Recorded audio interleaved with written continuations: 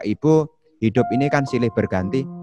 Kalau kita renungkan sendirilah, Bapak Ibu sebetulnya pengen diberi kejujuran atau pengen diberi kepalsuan? Ya enggak usah dijawab lah, jawabnya dalam hati.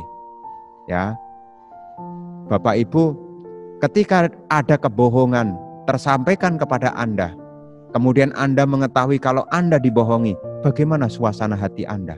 Apakah Anda bahagia? Aduh, senang sekali ternyata saya dibohongi, kok senang? Enggak ada. Siapapun yang dibohongi, dia akan menderita. Seorang istri dibohongi suami, dia menderita.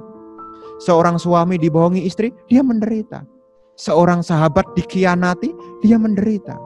Kalau kita tahu, ketika kita berbohong ternyata menimbulkan penderitaan bagi diri sendiri, maka seyogianya kita juga tidak berbohong kepada orang lain. Karena kalau kita mau dibohongi, maka kita kadangkala juga harus berusaha untuk tidak membohongi orang lain. Makanya di sini butuh yang namanya pikiran benar. Ya, kalau pandangannya benar, pikirannya benar, ucapannya jadi benar. Kalau ucapannya benar, nanti perbuatannya jadi benar. Perbuatan benar di sini juga perbuatan yang mengarah.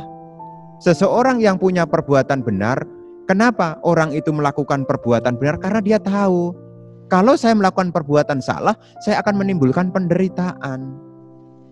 Dan penderitaan itu bukan hanya dialami oleh orang lain, saya pun juga akan menderita. Karena ketika Anda melakukan pelanggaran sila, itu sebetulnya bukan orang lain yang menderita, tapi kita juga menderita. Karena apa?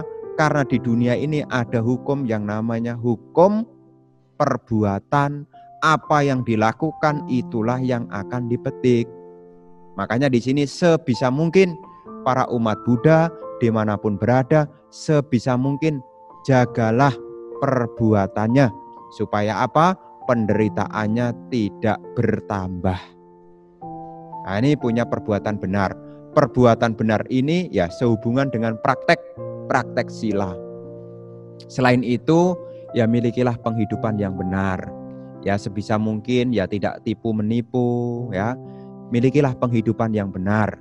Kalau Bapak dan Ibu memiliki penghidupan yang benar, Bapak dan Ibu tidak membuat orang lain menderita dan juga tidak membuat dirinya menderita.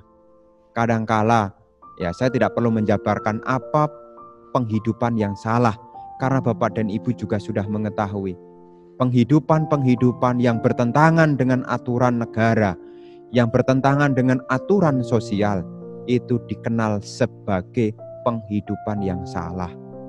Ya seperti jual narkoba, ya jadi pengedar narkoba misalnya, ya ini penghidupan yang salah. Secara hukum dhamma juga tidak sesuai, secara hukum negara pun juga tidak sesuai. Orang lain juga menderita, diri sendiri juga menderita. Maka kalau kita mengharapkan supaya penderitaan ini berkurang, ya kita seyogianya milikilah yang namanya penghidupan yang benar.